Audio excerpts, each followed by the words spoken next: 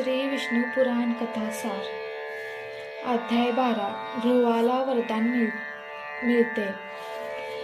ध्रुव पुढे जात जात मधुवन नावाच्या क्षेत्री येऊन पोचला. ते क्षेत्र नंतर शत्रुघ्नाने मथुरा नावाने पुन्हा वसविले. तिथे एक उपद्रवरहित असे स्थान पाहून ध्रुवाने आसन मांडले आणि तो मनोमन ध्यानयुक्त जप करू लागला. जसजसे त्याचे तप वाढत चालले तसतशी विश्वात खळबळ माजत चालली. पंचमहाभूतांचा तोल सुटू लागला. सप्तलोकात सर्वजण चिंतातूर झाले. सर्व देवदेवता इंद्रापाशी गेले व त्यावर काही उपाय करण्याची विनंती केली. इंद्राने शोध केला असताना त्याला आढळून आले की त्या दुरवस्थेचे मूळ कारण ध्रुवाची तपश्चर्या हेच आहे. तेव्हा त्याने ध्रुवाचा निश्चय हाणून पाडावा असा बेत केला. नाना प्रकारचे उपाय योजून त्याने अनेक विघ्ने निर्माण केली व ध्रुवावर सोडली.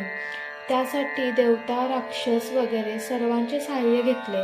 भीतीदायक असे अनेक प्रकार केले तरीही ध्रुव बधत नाही असे पाहून अनेक प्रलोभने दाखविली, पण ध्रुवाचा निश्चय कायम होता.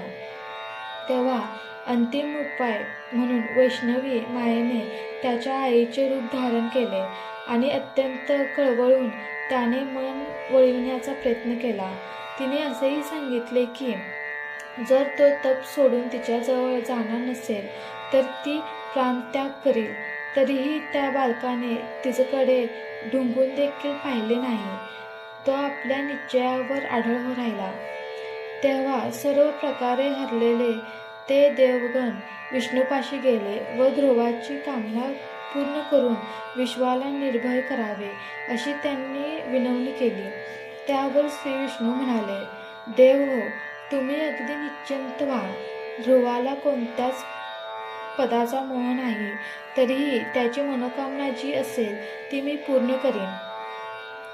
मग ते सर्व देव निघून गेले. त्यानंतर विष्णू ध्रुवासमोर प्रकट झाला व म्हणाला की तुझ्या तपाने मी संतुष्ट झालो आहे. तरी तुला काय हवे असेल ते माग. ते शब्द कानी पडताच ध्रुवाने डोळे उघडले तर समोर साक्षात विष्णू उभा होता. आनंदाच्या भरामध्ये भगवंताची स्तुती कशी करावी ते त्याला सुचेना. तो नुसता टकमक पाहतच बसला. मग श्री विष्णूने आपल्या हातातल्या शंखाचे टोक त्याच्या गालाला हळूच लावले. तेव्हा क्षणार्धातच ध्रुव भानावर आला व विष्णूचे स्तवन करू लागला. त्याने सहस्रशीर्षा पुरुषा, सहस्राक्षा, सहस्त्रपादा असा आरंभ करून 15 श्लोकांची स्तुती केली. त्यावर देवाने वर मागण्यास सांगितले.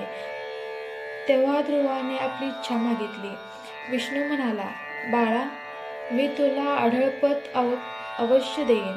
मी तुला नवग्रह, देवगण, पितृदेवता या सर्वांहून उच्च स्थानावर बसवणार आहे. या सृष्टीमध्ये प्रत्येकाची आयुमर्यादा ठरलेली आहे. कुणी चतुर्युगाची एक चौघडी जगतो तर कुणी एक मन्वंतर एवढा जगतो. पण तुला मी एक कल्प, 28 मन्वंतरे एवढे आयुष्य देत आहे. तुझी आई देखील तारका होऊन तुझ्यासोबत असेल. जे कुणी ही कथा ध्रुवाख्यान भक्तिपूर्वक गातील त्यांना फार मोठे पुण्य मिळेल. या ध्रुवाच्या स्थानाला केंद्र करून सप्तर्षींसह सर्व विश्व प्रदक्षिणा करीत असते. अध्याय 13 राजा वेन आणि पृथू. पराशर पुढे म्हणतात, मैत्रेय महाराज, आता मी ध्रुवाचा वंशविस्तार कथन करतो. ध्रुवाचे 2 पुत्र झाले. त्यांची नावे शिष्टी व भव्य अशी होती. भव्याचा पुत्र तो शंभू होय. शिष्टीचे 5 पुत्र होते. 1 रिपू, 2 रिपुंजय, 3 विप्र, 4 रुकल आणि 5 रुकतेजा. त्यांपैकी रिपूचा साक्षुष, त्याचा मनू, त्याचे कुरुसह 10 पुत्र होते. कुरुचे अंग आणि इतर 5 पुत्र. त्या अंगाचा पुत्र वेन होता. पुढे ऋषींनी वेन राजाच्या उजव्या हाताचे मंथन केले तेव्हा त्यापासून पृथ्वी जन्माला त्याचे कारण ऐका. अंगाची पत्नी सुनीता ही मृत्यूदेवाची कन्या होती. तिच्या पोटी जन्मलेला वेन आनुवंशिकतेनुसार दुष्ट व क्रूर स्वभावाचा निपजला. जेव्हा ऋषीमुनींना त्याचा राजपदावर बसवून अभिषेक केला, तेव्हा त्याने अशी आज्ञा दिली की राजाशिवाय कुणीही पूज्य असू शकत नाही. तेव्हा सर्वांनी धर्मकृत्ये व देवकार्ये बंद करून फक्त राजाचीच आराधना करावी. ऋषींनी असा अविचार करण्यापासून वेन राजाला परावृत्त करण्याचा पुष्कळ प्रकारे प्रयत्न केला, परंतु ते सर्व प्रयत्न पालथ्या घड्यावर ओतलेल्या पाण्याप्रमाणे वाया गेले.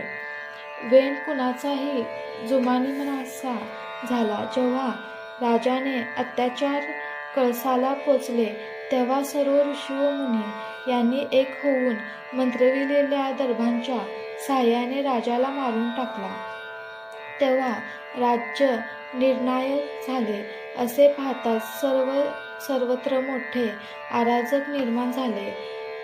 लूटमारीचा ऊत आला, बळीत तो कान पिळी अशी अवस्था झाली.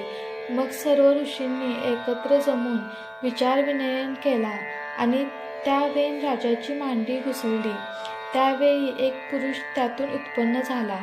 तो काळाकुट्ट, टेंगूळ आणि लहान मस्तक असलेला होता. त्याने त्या सर्वांना प्रश्न केला की मी काय करावे. त्यावर ऋषी म्हणाले की निशीथ बस. म्हणून त्याचे नाव निषाद असे रूढ झाले. पुढे त्याचे वंशज विंध्याचलावर राहून पापे करू लागले. वेन राजाच्या पापांचा अशा तऱ्हेने संपूर्ण निचरा झाला. नंतर ब्राह्मणांनी वेन राजाच्या उजव्या हाताचे मंथन केले. तेव्हा त्यामधून अग्निप्रमाणे तेजस्वी असा पृथू नावाचा पुरुष उत्पन्न झाला. त्याच वेळी आकाशातून शिवधनुष्य, दिव्य बाण व कवच खाली पडले. वेन सुद्धा पुत्र जन्मल्यामुळे स्वर्गलोकी गेला. पृथ्वीचा राज्याभिषेक करण्यासाठी सर्व नद्या व सागर, पवित्र जल व रत्ने घेऊन उपस्थित झाले. ब्रह्मदेवाचे अंगिरस ऋषी व देवांसहित राजा पृथू याला अभिषेक केला. नंतर त्याने पैतामह यज्ञ केला. तेव्हा त्यातून सूत व मागध असे 2 पुत्र जन्मले. जेव्हा पूर्वी अराजक माजले होते, तेव्हा पृथ्वीचे एकूण एक वनस्पती गिळून टाकल्या होत्या. त्यामुळे भुकेने व्याकुळ व दुःखी झालेले जनता पृथूपाशी आली व अन्नासाठी त्याची प्रार्थना केली. ती ऐकून राजाने धनुष्यबाण उचलले व गायीचे रूप घेऊन पळालेल्या पृथ्वीचा पाठलाग केला. तेव्हा पृथ्वी शरण आली व म्हणाली की मला वासरू झाले तर मी दुधाच्या रूपाने पुन्हा अन्नाची उत्पत्ती करू शकेल. तेव्हा पृथ्वीने पृथ्वीवर